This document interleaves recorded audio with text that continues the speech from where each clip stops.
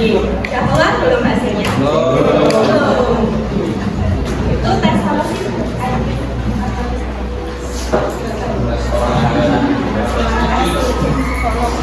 Ya sudah, kalau begitu karena tesnya udah selesai, kita akan melanjutkan pembelajaran siang hari ini ya, karena udah lama banget nggak ketemu. Rasa-rasanya di pembelajaran sejarah paling menyenangkan sebelumnya.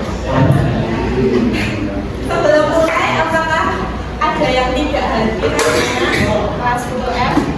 Hadir semua? Ini mantap kalau hadir semua. Nah, sekarang kita akan melanjutkan materi tentang langkah-langkah penelitian sejarah. Dan sebelum masuk ke materi, anak-anak kemarin sudah belajar mengenai sumber sejarah, pengertian sumber. Ada yang masih ingat sumber sejarah itu ada berapa? Dibedakan menjadi dua ya, apa aja? Bentuk dan sifatnya, betul sekali. Kalau sifatnya itu ada apa? Dua, primer dan sekunder. Kalau berdasarkan bentuknya ada apa aja? Lisan, betul sekali. Terus juga ada sumber visual dan audio visual. Visual itu seperti foto, monumen yang bisa dilihat, bisa dipegang. Terus audio visual itu ada suara dan juga ada gambar seperti video di TikTok, terus Instagram, dan short YouTube, film dokumenter juga. Nah, sekarang kita akan lanjutkan materi kita tentang langkah-langkah penelitian sejarah ya.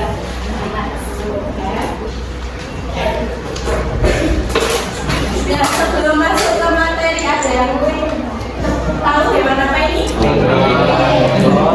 Penguin?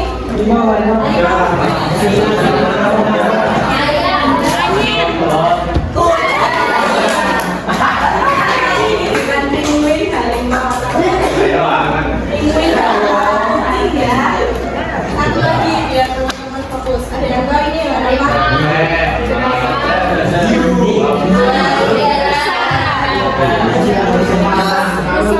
Cek siapa yang benar.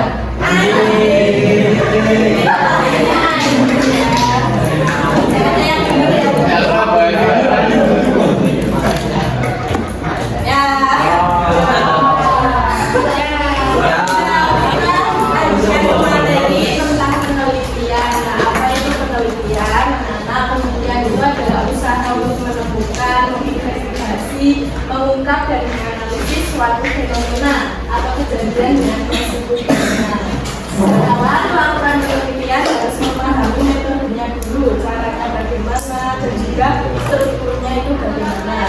Dengan metode penelitian sejarah, semua peninggalan masa lampau itu akan diteliti dan diuji kebenarannya.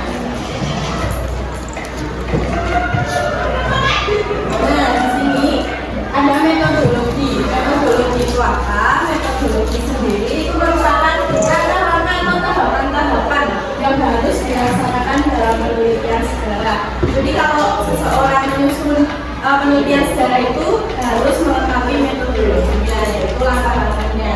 Nah, beberapa dibuktikan yang kebenarannya ilmu sejarah itu harus memiliki kaidah atau disiplin ilmiah, yaitu namanya metodologi penelitian sejarah.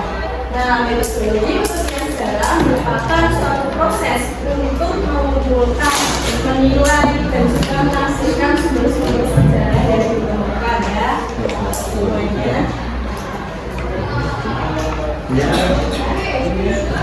Nah, kita akan melihat langkah-langkah metodologi penelitian itu apa aja. Yang pertama ada pemilihan topik.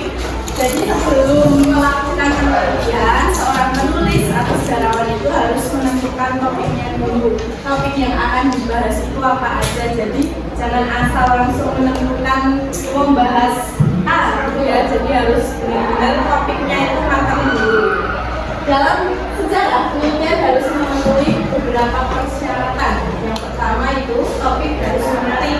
Dalam artian menarik sebagai objek penelitian dan unik. Jadi topik yang kalian pilih, misalnya kalau kalian mau meneliti ya, topik yang kalian pilih itu harus menarik atau unik, dan juga ada substansi masalah dalam topik harus memiliki arti unik atau baik bagi ilmu pengetahuan maupun bagi pendengar tertentu. Jadi yang teman-teman bahas atau yang akan dikaji itu harus memiliki ilmu yang bisa diterapkan di kehidupan sehari-hari.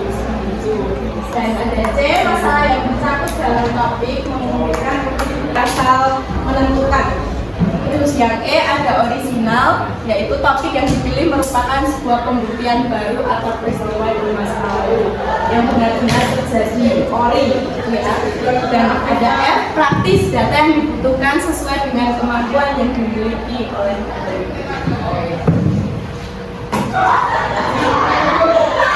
ada kesalahan yang harus dihindari ketika memilih topik. Yang A boleh dibacakan.